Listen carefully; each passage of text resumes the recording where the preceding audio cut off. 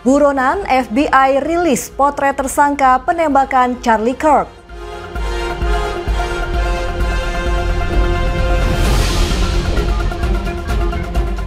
Siswa di Colorado lukai 2 teman sekelasnya lalu bunuh diri.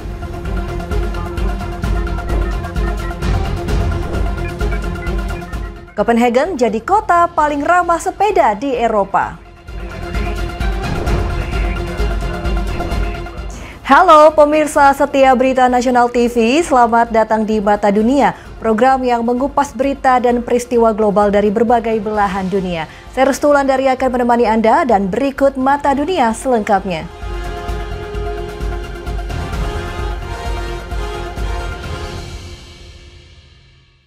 Kita langsung ke berita pertama pemirsa. FBI merilis potret seorang tersangka penembakan maut Charlie Kirk.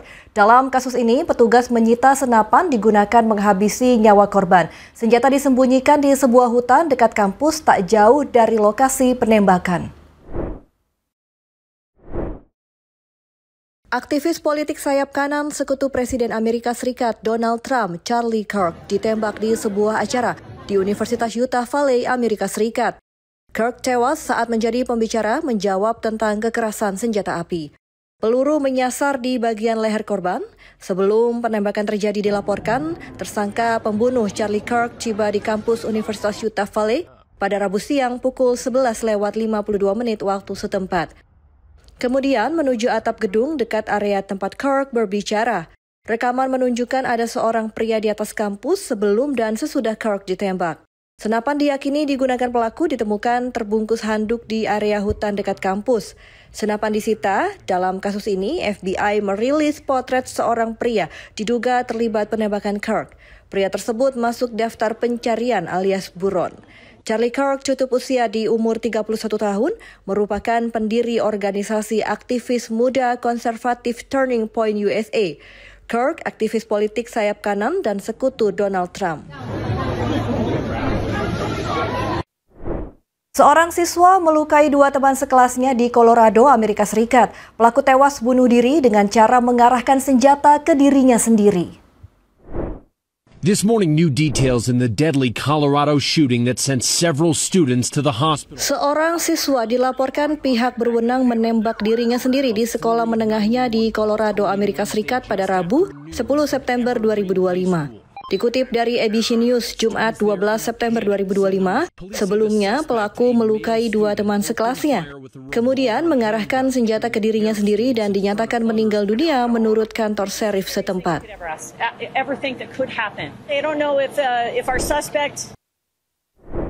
Masih dari Amerika, pemirsa. Amerika Serikat memperingati 24 tahun peristiwa kelam 11 September 2001. Serangan itu mengguncang Amerika Serikat dan dunia. Sejumlah teroris membajak pesawat penumpang Amerika dan menabrakkannya ke menara kembar World Trade Center atau WTC.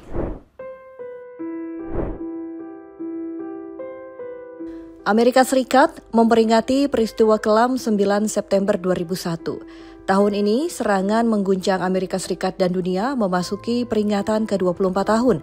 Kala itu pada 11 September 2001, sejumlah teroris membajak pesawat penumpang Amerika dan menabrakkannya ke menara kembar World Trade Center.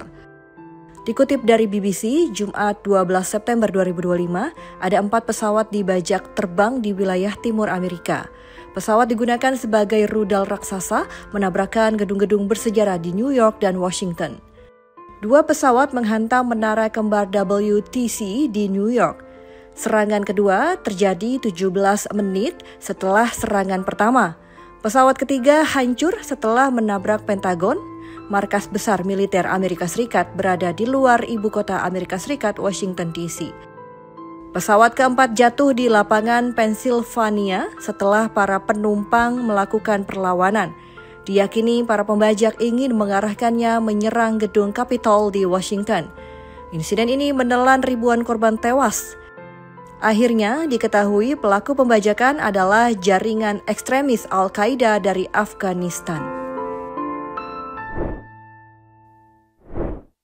Sekelompok orang menamakan diri sebagai suku yang hilang atau Lost Tribe, mendirikan tenda di hutan Skotlandia menuai protes. Mereka diserang warga setempat. This is happening right now. Look at this. Do not touch me. Do not touch. Sebuah kelompok orang menyebut diri sebagai suku yang hilang atau Lost Tribe mendirikan perkemahan di hutan Skotlandia. Kelompok tersebut mengaku diserang warga setempat dengan cara dilempar batu dan meneriakan hinaan. Kelompok ini menyebutkan dirinya dari kerajaan Kubala dan dibentuk pada awal tahun 2025 di hutan dekat Jedburgh. Mereka mengklaim mengambil kembali tanah, konon diambil dari nenek moyang mereka di Highland 400 tahun lalu. Yeah. Don't push me. You're not gonna touch me. No, you're not touch me. You're not gonna touch me. You're not gonna touch me. You foul creature. Dikutip dari The Independent, Jumat 12 September 2025, Jane Gasso, 43 tahun, menyebut sebagai Ratu Nandi, mengunggah video online menunjukkan anggota masyarakat menyerang kelompoknya. Pemirsa, jangan kemana-mana karena Mata Dunia masih ada informasi menarik lainnya. Tetaplah bersama kami.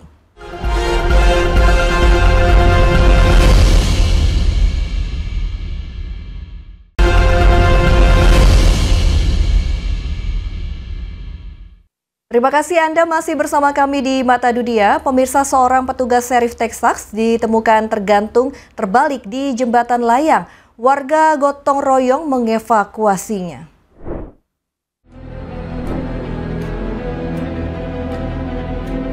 Melihat rekaman diunggah Daily Mail Jumat 12 September 2025 menampilkan seorang petugas serif Texas tergantung terbalik di jembatan layang.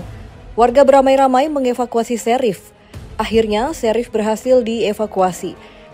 Dilaporkan peristiwa tersebut terjadi usai seorang supir truk diduga teralihkan perhatiannya lalu menabrak kendaraan patroli.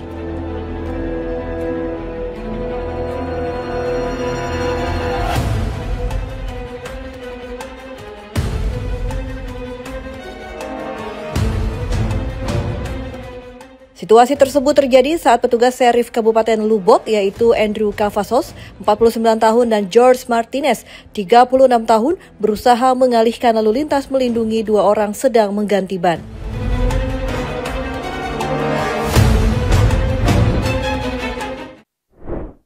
Tiga WNA Cina jadi maling spesialis di rumah kosong di kota Tangerang, Banten. Baru seminggu mereka beraksi keburu diciduk petugas di bandara saat mencoba kabur ke negara asal.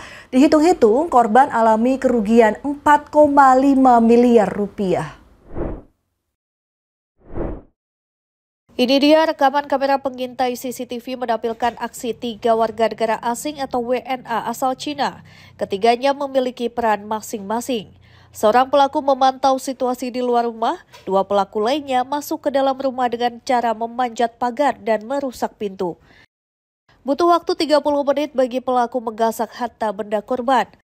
Hasil pemeriksaan diketahui barang korban berupa uang tunai dan perhiasan dalam berangkas raib ditaksir senilai 4,5 miliar rupiah. Mereka merusak berangkas menggunakan palu. 2 dari 3 kawanan maling berinisial FS dan HZ diamankan saat akan melarikan diri ke negara asal melalui Bandara Internasional Soekarno-Hatta. Bukti hasil curian tersisa 300 juta rupiah. Seorang pelaku lain sudah terbang ke Cina. Dari kicauan tersangka diketahui mereka memilih target rumah kosong secara acak saat ditinggal pemiliknya bekerja. Korban tinggal sendiri, kemudian bekerja sampai dengan larut malam, sehingga pada saat jam sore kosong, pelaku beraksi. Bertiga mendatangi TKP. Para pelaku dijerat pasal pencurian dengan pemberatan terancam pidana 7 tahun di Bui. Dari Tangerang, Banten, Mujib Latumairisa, Berita Nasional TV. Dari Indonesia, saya akan mengajak Anda ke Copenhagen, pemirsa, di mana Copenhagen, Denmark ini dinobatkan sebagai kota paling ramah bagi pengguna sepeda di Eropa. Penghargaan ini diberikan situs Epic Road Rides lantaran infrastruktur bersepeda dinilai terbaik.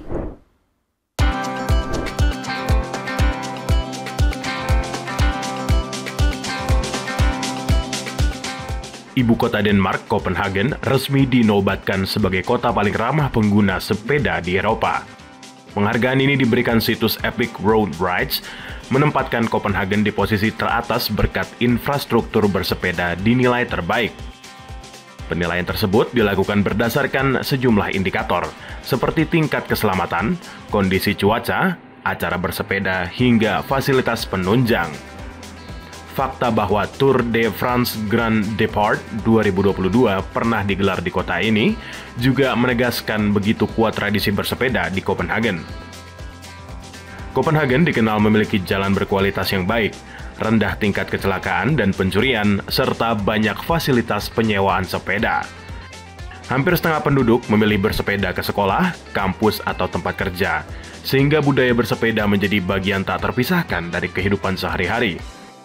Salah satu rute yang populer adalah Harbour Circle, sepanjang 19 km, memungkinkan pengguna sepeda menjelajahi berbagai sudut kota, mulai dari kawasan turis Nyhavn hingga taman, rumah perahu, kolam renang umum, dan area perairan yang tenang.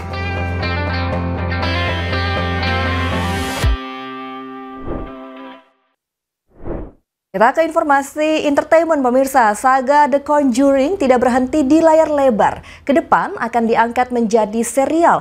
Proyek ini digarap para kru dan produser ternama. Sebelumnya sukses membidani film-film horor dan serial hits.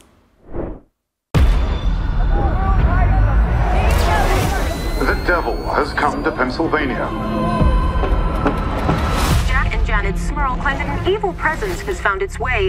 The Conjuring dipastikan akan berkembang menjadi sebuah serial setelah kesuksesan film The Last Rites di layar bioskop. Nancy Won digaet sebagai penulis, showrunner, dan produser eksekutif usai terlibat dalam sejumlah serial hits seperti Jericho, Supernatural, dan Jessica Jones. HBO Max juga menunjuk Peter Cameron dan Cameron Squires sebagai penulis. Keduanya pernah terlibat dalam proyek-proyek besar seperti WandaVision, Moon Knight, Agatha All Along, hingga Vinyl Space dan The Acolyte. Saga The Conjuring melibatkan dua nama besar, yakni Peter Safran dan James Wan sebagai produser eksekutif. James Wan akan berkolaborasi melalui rumah produksinya, Atomic Monster, bersama Warner Bros. Television sebagai studio penggarap. Hingga kini belum ada detail cerita maupun deretan pemeran yang dipastikan bergabung. Namun kabar tentang serial ini semakin kuat setelah The Conjuring Last Rites meraih box office hingga $194 juta Amerika Serikat atau setara 3,19 triliun rupiah pada pekan perdana penayangannya.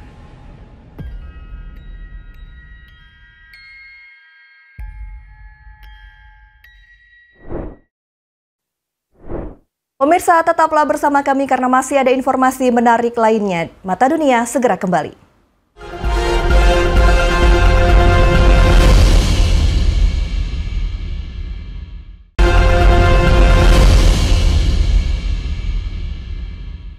Anda kembali bersama kami di Mata Dunia. Pemirsa, marak penyebaran informasi palsu di media sosial mendorong sejumlah jurnalis di Mozambik memerangi misi informasi dan disinformasi di garis depan. Para jurnalis ini bertekad memberikan informasi akurat dan objektif melalui pengecekan fakta disertai data dan analisis. Di ruang redaksi Evidensias di Maputo, Mozambik, Reginaldo Shambul dan timnya berupaya meluruskan misinformasi atau informasi keliru dan disinformasi atau informasi menyesatkan. Reginaldo dan rekannya Nelson Mungkanse mengatakan mereka mendirikan outlet berita cetak dan digital ini 4 tahun lalu karena banyak organisasi lain tidak melakukan cek fakta atau menggunakan data dan analisis dalam pemberitaan mereka. Menurut Reginaldo, jumlah pembaca mereka meningkat dengan cepat. O jornal Evidências talvez possa ter ganhado maior visibilidade, maior destaque em pouco tempo, por causa da forma como encarou a forma de fazer o jornalismo semanário. Nós, a nível do jornal Evidências, já tivemos uma página do jornal em que fazíamos fact-check. Tahun lalu, Reginaldo melaporkan mengapa Ossufo Momade, pemimpin partai oposisi utama Mozambik Renamo, tidak terlihat di depan umum pada minggu pertama selama kampanye presiden. Evidensias mulai menyelidiki sebuah foto di halaman Facebook sang kandidat yang seolah menunjukkan bahwa Osufu sedang melakukan misi di luar negeri. Já tivemos contato com algumas ferramentas de verificação de imagens. Pegamos na imagem, metemos nas ferramentas que temos e verificamos que, afinal de contas, aquela imagem tinha sido publicada na mesma página em 2019. Dengan maraknya penyebaran informasi palsu di media sosial, menurut jurnalis Mosambik Armando Nyatumbo dari Media Institute of Southern Africa atau MISA, perlu investasi bidang teknologi di ruang redaksi untuk melatih para jurnalis tentang cara memerangi misinformasi dan disinformasi. Temos maior acesso à informação graças às tecnologias, temos a possibilidade de participar cada vez mais nas questões de governação do país, o que era difícil há 30 anos. A par dessas vantagens, existem desvantagens. Uma das desvantagens é exatamente este fenômeno da desinformação. MISA Mosambik menyediakan layanan cek fakta dan melatih para jurnalis menurut Armando. Existe no espaço digital ferramentas que nos ajudam a fazer isso. E nós no MISA Moçambique temos estado a organizar treinamentos para estudantes de jornalismo, treinamentos para jornalistas. Karena masyarakat akan semakin bergantung pada media sosial untuk mendapatkan informasi, menurut para pendukung media, misi kelompok-kelompok seperti Evidensias dan MISA Mosambik akan menjadi alat yang ampuh untuk memberikan informasi yang akurat dan objektif kepada masyarakat. Dari Arlington, Virginia, saya Helmi Yohanes dan tim VOA.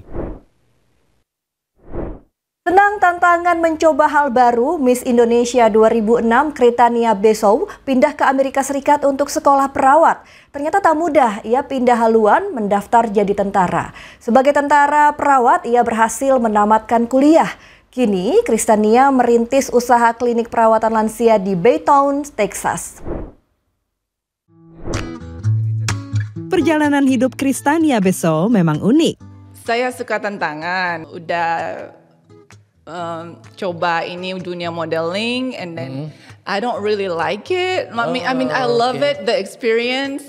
It's really good. Tapi saya pengen belajar tentang kehidupan lagi. Kristi, demikian ia akrab disapa, adalah mantan Miss Indonesia yang mewakili Indonesia pada ajang Miss World 2006 di Polandia. Setahun kemudian, mantan mahasiswi Universitas Samratulangi Manado, jurusan Administrasi Bisnis Internasional ini, pindah ke California dan menetap selama 2 tahun. Ia mengambil sekolah menjadi perawat sebelum kemudian pindah ke Kansas selama 5 tahun. And it was really hard for me, susah banget sekolahnya. Sekolahnya pas, tapi licensing untuk RN itu, it's really hard. I failed it.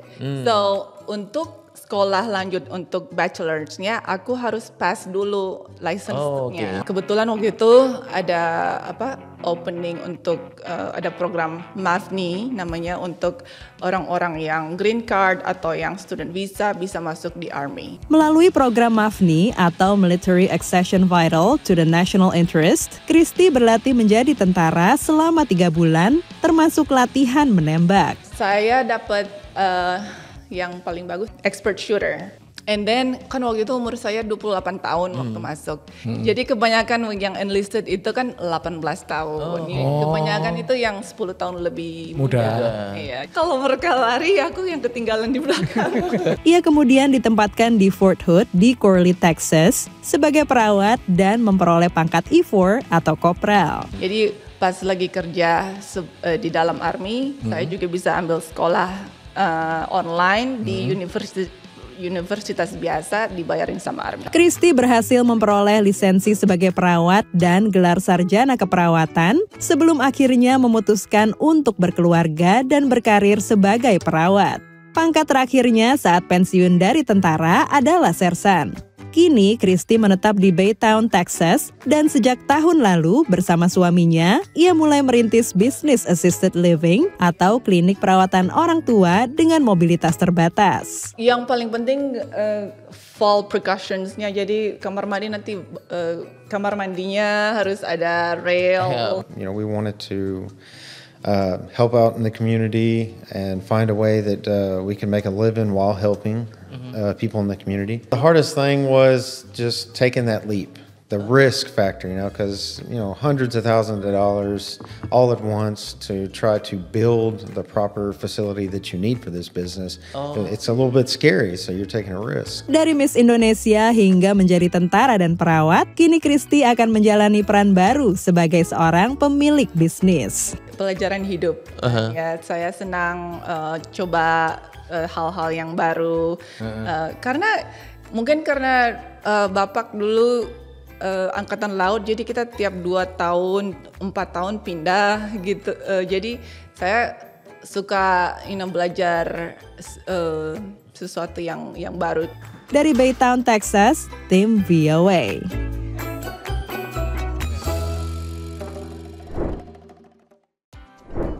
Pemirsa, demikian Mata Dunia kali ini. Saksikan program dan informasi lainnya di Berita Nasional TV. Saya Restu Wulandari beserta kru yang bertugas undur diri. Terima kasih dan sampai jumpa.